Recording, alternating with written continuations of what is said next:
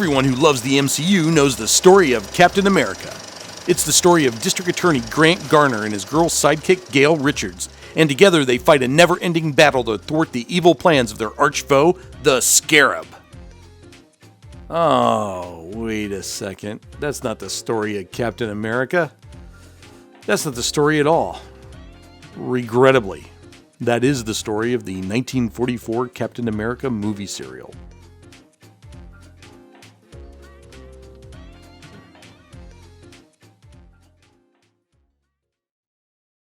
In 1944, Captain America jumped from the comic page to the silver screen, and it was the first time Hollywood would adapt a Marvel Comics character for film.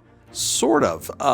As you heard in my description, Republic completely rewrote the concept of Captain America. By the time the Captain America movie serial went into production, Republic Pictures had already adapted several comic book and pulp heroes for film, and Republic always had to make some changes during this process. During pre-production, Timely Comics had sent Republic several pages of the Captain America comic so they could get a feel for the character. When they discovered that Republic had completely rewritten the character, they sent them a strongly worded letter. Republic's response was that none of the pages sent were about Steve Rogers. They claimed that the pages did not provide them any insight into Steve Rogers, or that Steve Rogers was a soldier, or that Captain America used a shield instead of a pistol. In addition to that, Republic pointed out that there was nothing in their contract with Timely that stated that they had to follow the source material. These were some of Republic's official excuses for not following the comic book, but actually there was another big reason for this. The real reason for Republic to go in the direction they did was that they already had a script in place before they had licensed the character from Timely. The script had been written and rewritten several times for different characters, and the script had been in the hands of 7 different writers prior to going into production. The story behind the script is that it was written 4 years before in 1940, and originally it was supposed to be a sequel for a masked superhero called Copperhead. This character, Copperhead, was the hero in the mysterious Dr. Satan movie serial. Something happened and the sequel was nixed, but writers continued working on the script. Republic had been working with Fawcett Publishing, using their characters Captain Marvel and Spy Smasher. Fawcett Editorial pushed for using their character Mr. Scarlet, and this was the plan until Republic discovered that Mr. Scarlet had been demoted and was no longer the lead feature in WoW Comics. Republic needed a far more popular character to put in a movie serial, and just before production began, Republic approached Timely Comics about acquiring the rights to use Captain America. So, probably even if Timely had sent in pages with Steve Rogers on them, Republic would have rewritten the concept to fit their script. Okay, so now that we know why they didn't follow the comic book, let's talk about the creative talents that brought you this movie serial. Dick Purcell played the part of Grant Gardner and Captain America. He had been a varsity hockey player at Fordham University, and he was discovered by a Hollywood talent scout while he was performing on Broadway. He was signed by Warner Brothers. He was a working actor and appeared in 13 films during his first full year in Hollywood. As a supporting actor, he appeared behind the likes of James Cagney and Edward G. Robinson. As a lead actor, he appeared in a number of Warner B films and was billed as Warner's B movie king. Unfortunately, he came off on film as sort of bland, and Warner Brothers eventually dropped him. He managed to land small parts in B movies at MGM, Columbia, and Paramount, but in these B movies he was no longer the star. However, Purcell had built up a celebrity status while at Warner's, and he was able to land leading roles at the Poverty Row Studios. At Monogram Pictures, he would get top billing in their mystery and horror movies, and one of the more notable movies is King of the Zombies, but this film was actually a vehicle for African-American comedic actor Mantan Moreland. Moreland was the actual draw for this film. Audiences loved him, but because he was African-American, he could only get third billing. Purcell would get top billing for distribution purposes. Of course, Republic Pictures was another Poverty Row studio that hired Purcell on a regular basis. This was the studio that cast him as Captain America. Production for this serial was grueling and physically demanding. A couple of weeks after the production wrapped, Purcell was playing a round of golf at a prestigious LA country club. Afterwards, in the clubhouse, he was found sitting on a couch with his golf clubs beside him. Apparently, he had suffered a major coronary heart attack, and by the time he was discovered, he was gone. Calling Captain America. Come in, Gail. Commissioner Dryden just told me the news. Do you need any help? Captain America's Girl Friday is Gail Richards. She is played by actress Lana Gray, and Gray's real name is Virginia Pound. She was a member of an all-girl singing group that performed in theaters before the movie started. And keep in mind, movie theaters at this time came out of vaudeville, so live performances between shows was a norm. A talent scout spotted her and brought her out to Hollywood, where she did screen tests for Universal and Paramount. She signed a short-term contract with Paramount and appeared in some B films. When her contract ended, she got a bigger and better deal at Columbia Pictures, and it was the marketing department at Columbia who changed her name to Lorna Gray. She would use that stage name for the next 7 years. At Columbia, she appeared in numerous comedic shorts that featured Buster Keaton and the Three Stooges. In the Three Stooges shorts, she played all sorts of roles. She could play a farmer's daughter in one or a carefree money-spending wife in another. In one Stooges short, she was injured during a pie fight and had to be given first aid on the set. In this shot right here, the pie went down her windpipe and she couldn't breathe.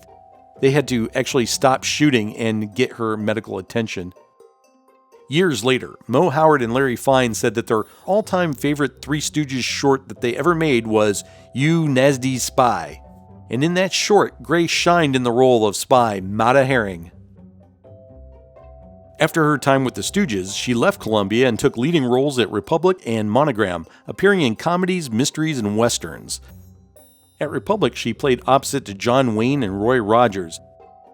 Gray and Dale Evans are the only actresses to receive co-top billing in a Republic Western. She was considered a top-level talent at Republic, but a year after Captain America came out, her star got tarnished. In 1945, Gray and stuntman Rule Taylor were arrested for marijuana possession. Taylor testified that Gray did not know about the marijuana, and she was later exonerated. But her name had been damaged in the press, and to stay employable, she changed her name to Adrienne Booth. As Adrienne Booth, she continued acting until the early 1950s. Later in life, she was acknowledged as the last surviving cast and crew member of the Three Stooges' original run at Columbia. She was the guest of honor at numerous Three Stooges film festivals and classic film conventions. Lorna Gray passed away in 2017, just short of her 100th birthday. 10 paces and I'll fire. Goodbye. Goodbye. 1, 2, 3, 4, 5, 6, 7, 8, 9, 10. Whoa! That's that. There'll be plenty of time to get the information I want. There'll be no interruption from Captain America or the district attorney now. Playing the villainous scarab is Lionel Atwell. Atwell was a British actor who appeared in many Broadway productions. He came out to Hollywood and landed roles in horror films such as Mystery of the Wax Museum, Dr. X, and The Vampire Bat. Those horror films launched his career, and he landed bigger roles in bigger movies. He was in Captain Blood playing opposite of Errol Flynn. He was a romantic lead in a Marlene Dietrich film called The Devil is a Woman, and he played Professor Moriarty in the Sherlock Holmes franchise. He received massive praise in the comedy To Be or Not to Be. With all those roles to his credit, perhaps his most famous role is that of the one-armed Inspector Krogh in Universal's Son of Frankenstein. Altogether, he would appear in 5 Universal Frankenstein films. Atwell was doing well in Hollywood until he threw a Christmas party in 1940. The police raided his home and discovered a full-blown orgy going on. Party guests were seen fleeing naked from his house, and the police also discovered pornographic films playing on the walls, and at this time, pornographic films were illegal. Although he did To Be or Not to Be after this incident, legal troubles and bad press took a toll on his acting opportunities. He found himself going from the major studios to the Poverty Row outfits for employment. Atwell passed away from lung cancer 2 years after starring in the Captain America movie serial. Altogether, he appeared in over 70 films and 4 movie serials.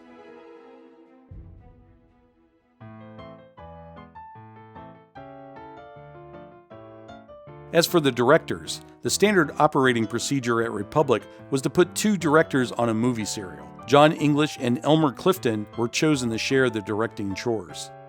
Director John English usually worked as a team with director William Whitney. Together, they had made 17 movie serials together. They split their duties, with Whitney handling the action scenes and English handling the acting scenes. Just before Captain America went into production, Republic reorganized the way they did movies, and the team was split up. The director he was teamed up with was Elmer Clifton. Now, Clifton was an old-timer who had been there at the beginning of the film industry. He started off as an actor appearing in movies like Birth of a Nation and Intolerance. I know a lot of you probably don't know a lot about the silent film era, so I'm going to go off on a little story here. Both of these movies, Intolerance and Birth of a Nation, are very important to the early days of cinema. And both of these movies were directed by D.W. Griffith. Clifton, the actor, decided that he wanted to be on the other side of the camera. It was his pal D.W. Griffith who took him under his wing and made him an assistant director. I can't overstate how historically important this is in the world of cinema.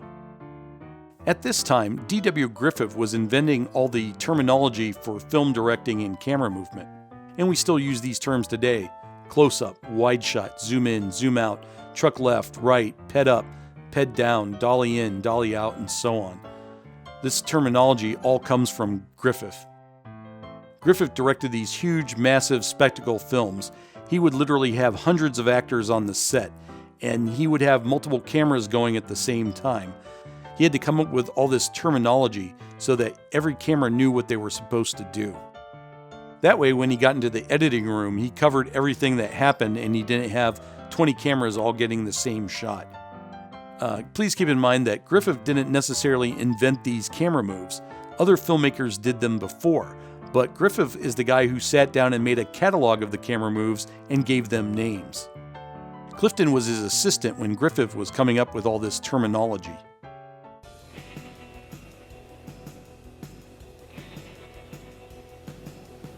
As for his career, it can only be described as a series of ups followed with one big down. In the late 19-teens, Clifton was in demand throughout Hollywood. He launched the careers of 2 megastars of the silent era by casting Rudolph Valentino and Clara Bow in their first acting jobs. Again, I expect most of you not to have very much knowledge on the silent film era, so here I'll just go in a little more detail. Valentino and Bow are the 2 biggest sex symbols of the 1920s. Valentino was billed as the original Latin lover, and Clara Bow was billed as the it girl. Clifton's career was going great until 1923. He was directing a Civil War period film called The Warrens of Virginia. His lead actress was Martha Mansfield. The 24-year-old actress was an established leading lady, and her career in film began when she was a child. She was loved by the public, and audiences had literally watched her grow up on screen. In this film, she was wearing a period-style hoop dress with all sorts of ruffles on it. A carelessly tossed match set her dress on fire. Her leading man and chauffeur put the fire out, but they weren't fast enough. She was rushed to the hospital. Her body was covered in 3rd and 4th degree burns, and she died the next day. Clifton's career nosedived, and even though he wasn't personally responsible, he was blamed for Mansfield's death. He took some time off, but when he returned, he found that he could only get work at the Poverty Row studios. And even there, the only movies he could get were low-budget westerns and exploitation flicks. Oddly enough, Many of his exploitation flicks, such as Slaves in Bondage and Gambling with Souls, have become cult classics. Clifton was an old-timer in Hollywood, and near the end of the line when he worked on the Captain America movie serial. His lifetime of experience shows.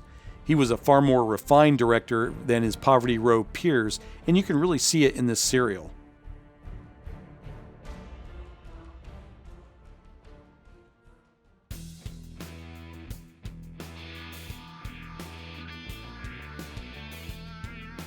And now it's time to sing the song of the unsung stuntman.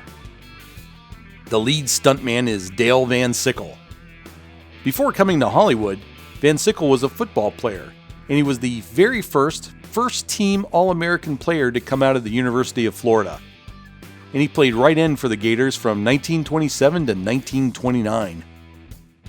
In 1931, he went out to California and was an extra in a football movie called Touchdown, and that's all it took.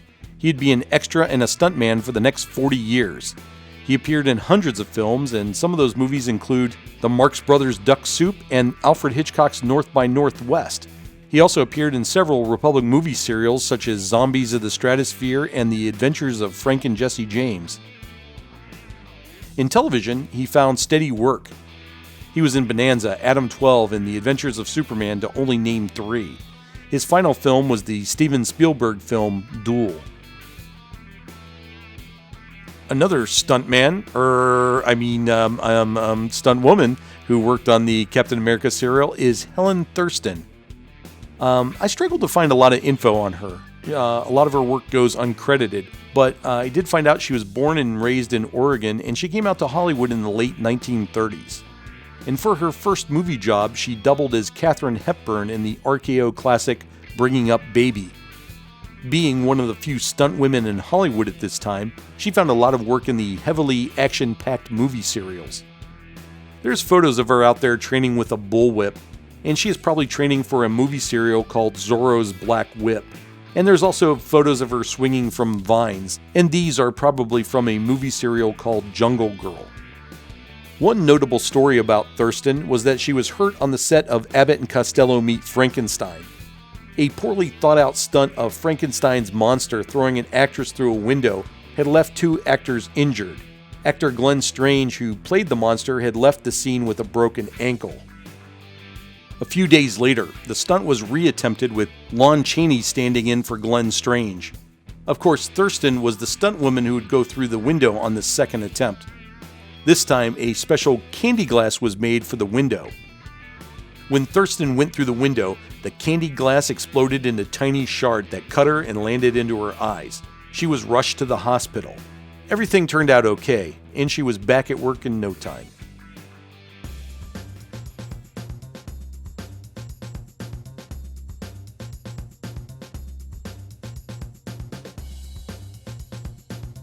Other unsung heroes include the special effects team of the Lydecker brothers. In the 1930s and 40s, they were the undisputed kings of miniatures. Whether it was buildings blowing up or cars driving off cliffs, the Lydeckers specialized in making it look real. Howard and Theodore Lydecker got their start in the mid-1930s at Mascot Pictures.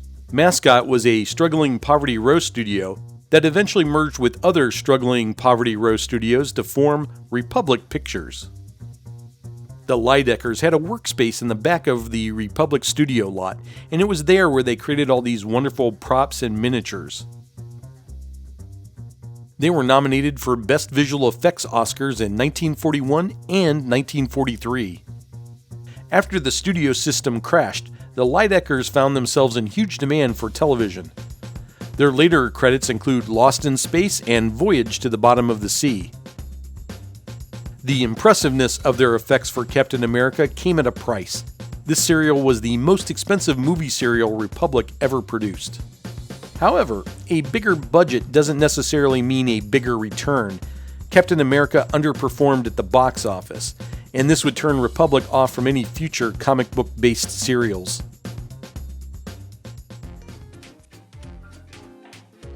Well, it's time to call it a wrap on the 1944 Captain America movie serial. Before I go, I should mention that the MCU did send a shout out to the movie serial in Captain America, the First Avenger. And if you remember that scene, that was a great scene. It was one of my favorite scenes of the movie. I would love to see other timely characters in an old movie serial or old newsreel format. I think the Human Torch and Submariner would look awesome in black and white. Hopefully, maybe some future MCU movie will do this. Another thing I wanted to mention, I didn't know where to put this in the story, so I waited until now, but Dick Purcell's Captain America costume went up for auction in 2016. I tried to find out what it went for, but I couldn't find that info. So if anyone has any idea what the winning bid was, I'm curious to find out. So if you know, leave a comment down below. Hey, that rhymed.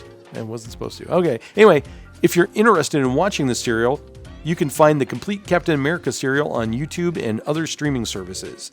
And that's about it for me, so thanks for watching. Please remember to hit the like button, and until next time, stay super. Bye.